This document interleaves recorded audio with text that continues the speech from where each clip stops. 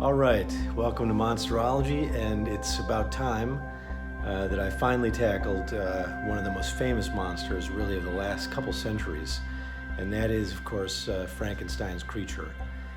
Mary Shelley writes Frankenstein, the New Prometheus, in 1818, and everybody has been reading it in their high school classes ever since.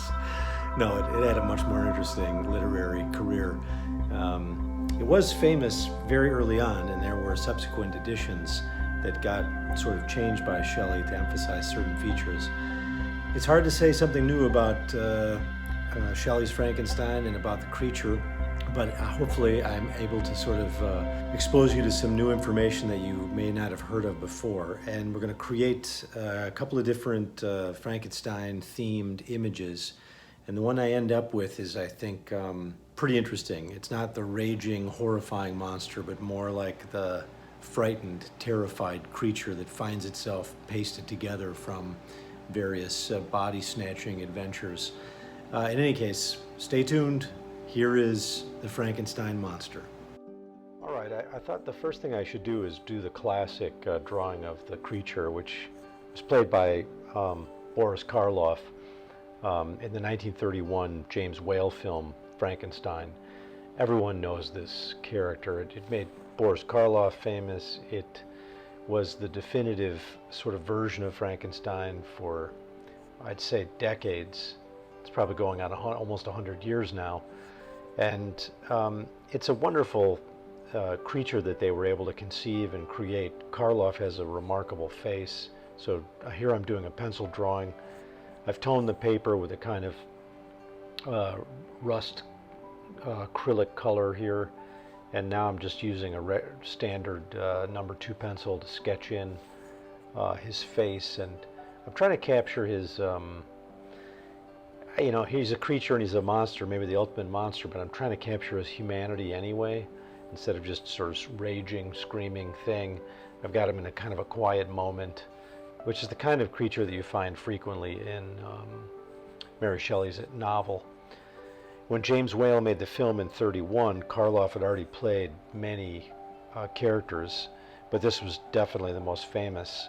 I think the film itself was very controversial because they had to edit and censor many scenes, including a very famous scene where Victor Frankenstein, once he animates the creature, he screams out, quote, "Now I know what it feels like to be God." And you can imagine in 1931 how scandalous that was. So they cut that out, but ever after, Frankenstein has always been a kind of symbol of the idea that human beings are sort of going beyond their ability, their station in life, sort of engaging in hubris and essentially playing God. So Frankenstein is a great metaphor for the places where you shouldn't go by overreaching with pride and so forth. It's interesting that this film, James Whale's film with Karloff, was actually banned in Ireland. It was said to be too disturbing for kids and, quote, nervous people. So it took a few years for it to get reinstated. In 1934, the Motion Picture Production Code, or the Hays Code, went into effect, and that essentially censored and reduced the number of horror films that were made. So it was very hard to make horror films after 1934, at least for a while. So actors like Karloff had to do other things.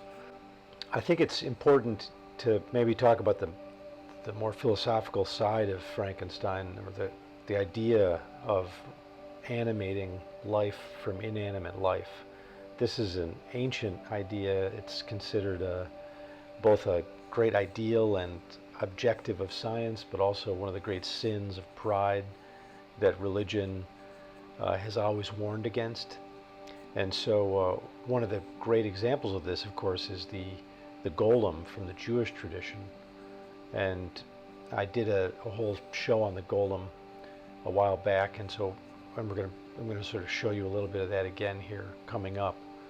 But I wanted you to get a sense of how dramatic and frightening it was for people to think that you could make life from inanimate stuff, because prior to the scientific revolution, The religious view was that only God can make life, because life itself is a kind of miracle.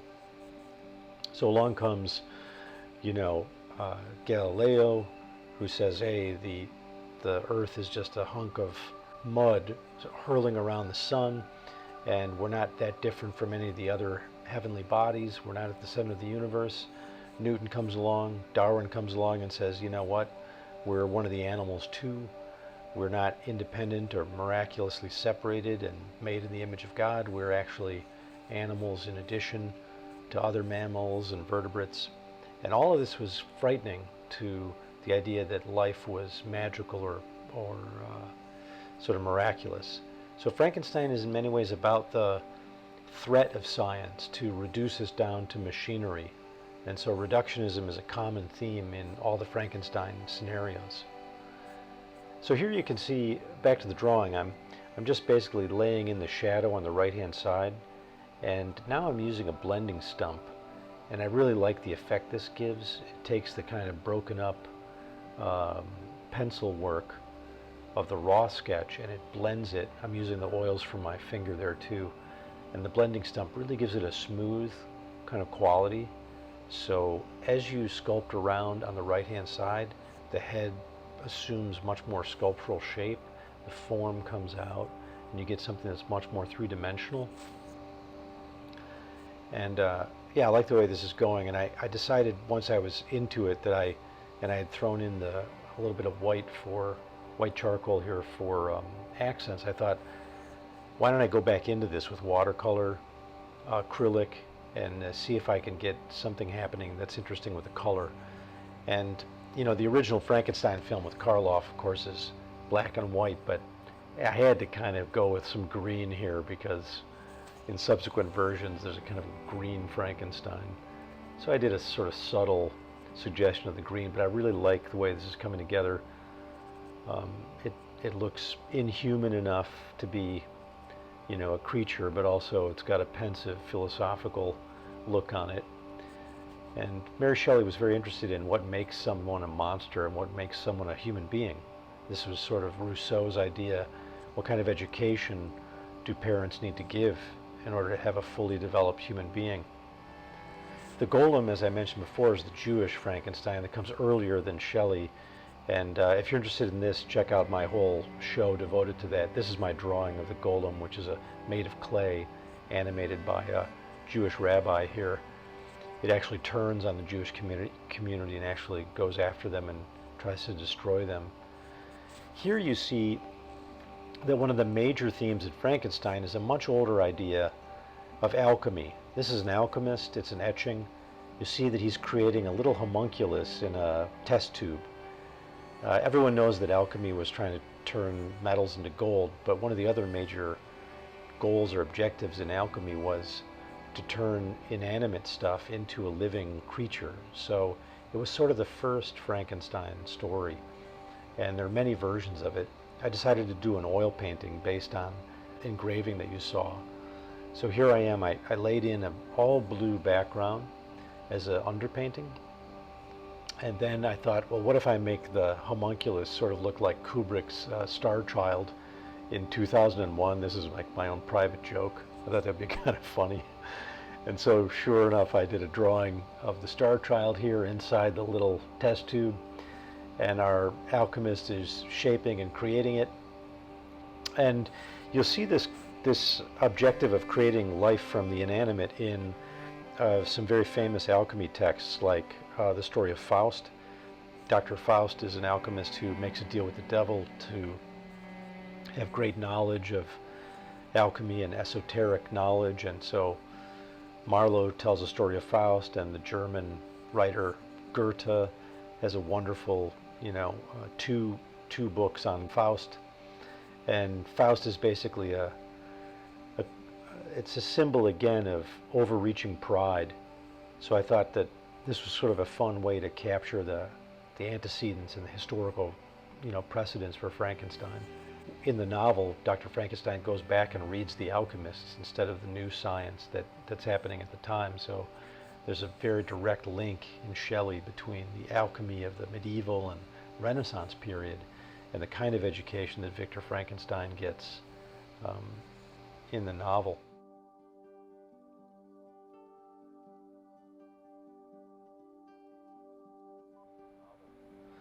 Here I'm actually starting the final drawing, and I decided that I would really try to stress one of the most frightening aspects of the creature is that he's essentially a hybrid of different body parts. I mean, it's sort of a common theme in monsterology that creatures are composed of different zoological categories or creatures, but in the case of the creature, of Frankenstein's creature, he's really different bodies dug up out of the morgue or out of the graveyard and pasted together. And so there's something about this that's incredibly horrifying. And so I thought I would draw a guy that was kind of fat and or muscular, but also somebody that had been stripped of their skin and was maybe had a leg that was really skinny and another leg that was really large and well developed, and maybe the ribs were showing through and the internal organs. And I wanted to capture like a big head and a small leg, like a kind of an absurd or ridiculous figure that was also, I tried to get the face looking frightened and scared. And so I was happy with the drawing, which I did with colored pencil here, you can see. And then I went in with the acrylic, which was watered down, almost like a watercolor, and I painted sort of a background color so that the figure would be coming through. And then you're going to see, I'm going to use a roller and roll over it with a much darker color and then try to dig out the shape and the form again. It's a really mysterious and creepy look. I'll read you just the very brief account that Mary Shelley gives of the moment when the creature is animated. Quote, "It was on a dreary night of November that I beheld the accomplishment of my toils. With an anxiety that almost amounted to agony, I collected the instruments of life around me, that I might infuse a spark of being into the lifeless thing that lay at my feet. It was already 1 in the morning. The rain pattered dismally against the panes, and my candle was nearly burned out, when by the glimmer of the half-extinguished light, I saw the dull, yellow eye of the creature open. It breathed hard, and a convulsive motion agitated its limbs." End quote. So it's a creepy moment. There's not a whole lot of discussion of the animation process in Shelley's Frankenstein. It's just left to the imagination. One of the things that Frankenstein does is it still does great work in terms of monsterology. It reminds us that there are things we shouldn't mess around with, maybe. I was looking at biotech that's happening now. We have access to genetics and developmental mechanisms in a way that we didn't before. You know, the science of biology is really quite sophisticated now. There was a scientist named Freeman Dyson a couple years ago who said, look, our kids, or certainly our grandkids, will have little play sets of genetics, and they'll design their own creatures, and just like we play around with erector sets and, you know, digital gaming, they'll be able to play with biological experiments. And he was saying, oh, you know, we're going to basically have kids making all kinds of stuff for fun, and we shouldn't really worry about the ethics of it. But I find this a little bit disturbing, and I think the lesson of Frankenstein, and sometimes called the New Prometheus, that was the subtitle, is that we should be very careful about what we're creating. I mean, remember, Darwin thought the only real monsters were the ones that humans had basically created through breeding. We like the way a certain animal looks, so we breed it, and we end up with a very unhealthy variation.